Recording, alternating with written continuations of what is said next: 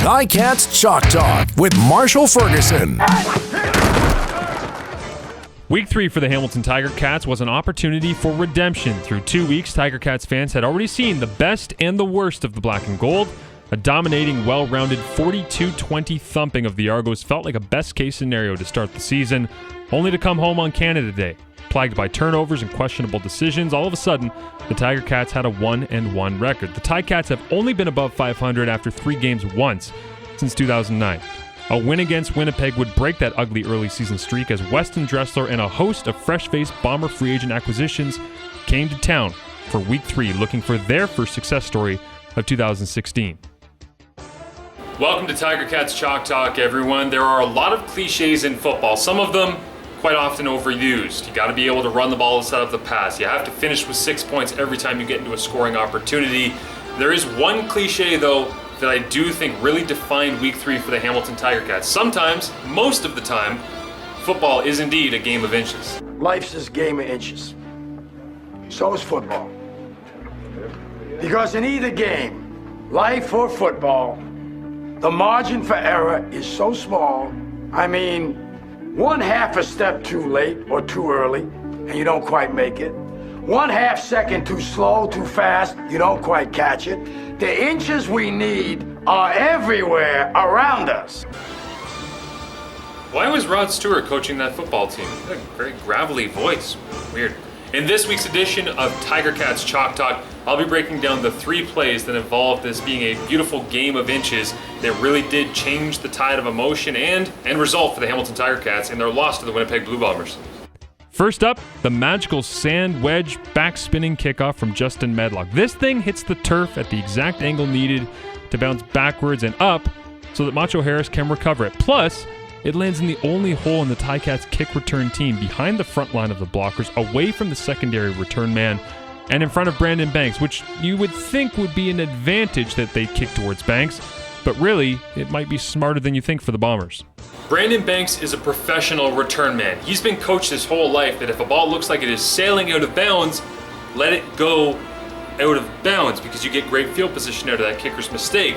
But when a voodoo kicker like Justin Medlock is able to make a ball stay in bounds, kick backwards, and jump high enough that a return man who's running down the sideline can recover it, that instinct of being a professional return man and a top-notch return man his entire life does come back to bite you. But it was more than just luck that turned this into a tide-turning play. When you look at the actual play itself, I think there's 3 people that Mike O'Shea and his special teams coaches were focusing in on for the Tiger Cats. First, it's going to be Mitch Barnett, rookie out of UBC. First couple of games in the CFL, he was condensing a lot. As soon as the kickoff was out, it was like he was just trying to follow the railroad that Jeff Reinbold set down for him, and that was very far inside. The second was Will Smith, number 37 right there. His first action in the Canadian Football League came in Week 3 against the Winnipeg Blue Bombers. And the third, and probably the most important one, was Carl-Olivier Prime, who's playing in this fullback position right here. He was the personal protector for Brandon Banks. He actually rotated very far inside, almost all the way inside the hash. That's really far inside for the secondary level man on a kick return to be standing. Now, when he did that, that left that massive void right here that the ball could be dropped down into. And when you have Macho Harris running a 4.2-yard 40 and you drop the ball in perfectly off the foot of Justin Medlock, you get the opportunity to return a kick onside just like that. And it's a really nice spot to be able to drop the ball because there's nobody there. The next time that the Hamilton Tiger Cats were returning a kick, Winnipeg could not kick it all the way out to the sideline because, as you see in the pictures I have up on the video for you, CO Prime stayed way out to the sideline.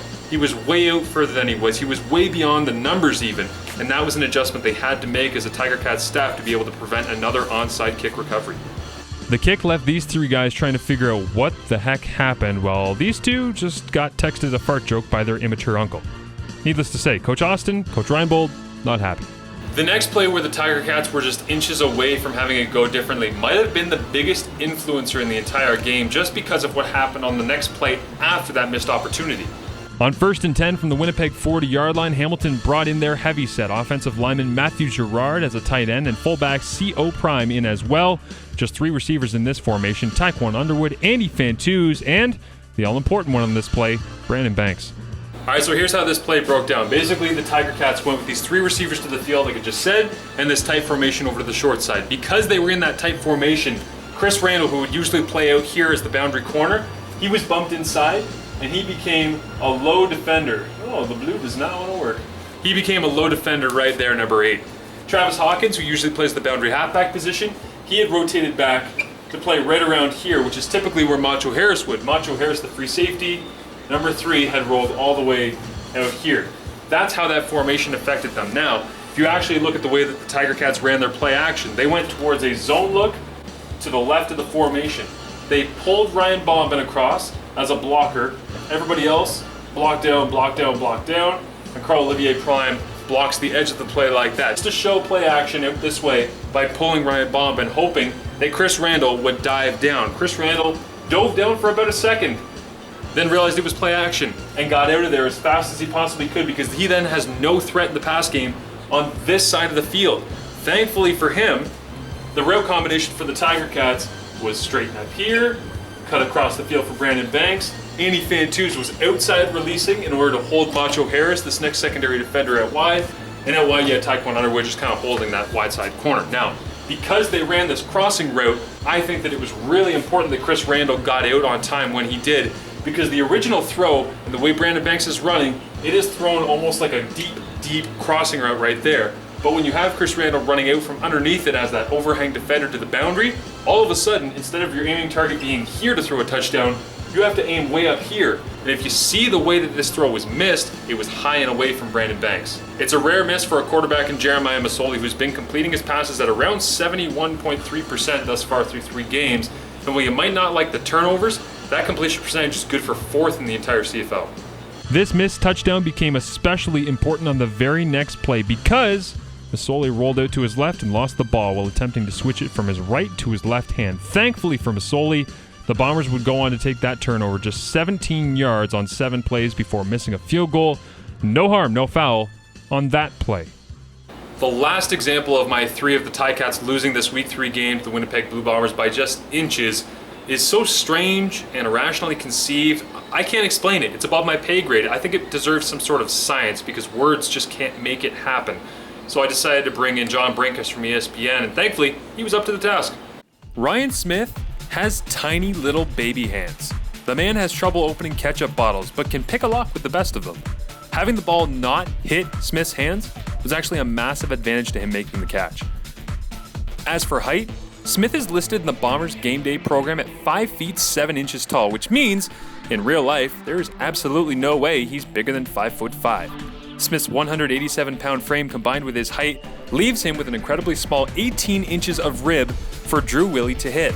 The Canadian Football League football is approximately 9 inches long, which means Willie threw a 9-inch object at an 18-inch target running in front of him with no intention of that target pinning the ball against Willie's target. Vegas lists the probabilities of this happening again at around 0.0000003%, or to put it in comparative terms, the chance Casey Printers ever gets a call from a CFL team again. Drew Willie threw the ball at a speed of 32 kilometers per hour. At the point of impact, Smith was touching just 5% of the football and had just 0.2 of a second to make a football motion and secure the pass while avoiding Emmanuel Davis' tackle. NASA lists 3 things that rare occurring at once as equivalent to a coyote howling at the moon, from the moon, while drinking a blue moon. All in, that pass was completed against all odds with a series of incredible events. Thanks for tuning in, everyone. As always, I do appreciate it. Don't forget, we've got the call for you, 7:30 p.m. when the Tiger Cats take on the Alouettes in Montreal. I will be in La Belle Provence, bringing you all the accounts and descriptions of that game. Looking forward to it. It's a really, really interesting matchup, and I'm sure there'll be plenty more of this X's and O's stuff to dig out of that one as well. For TSN 1150 and TSN1150.ca, I'm Marshall Ferguson.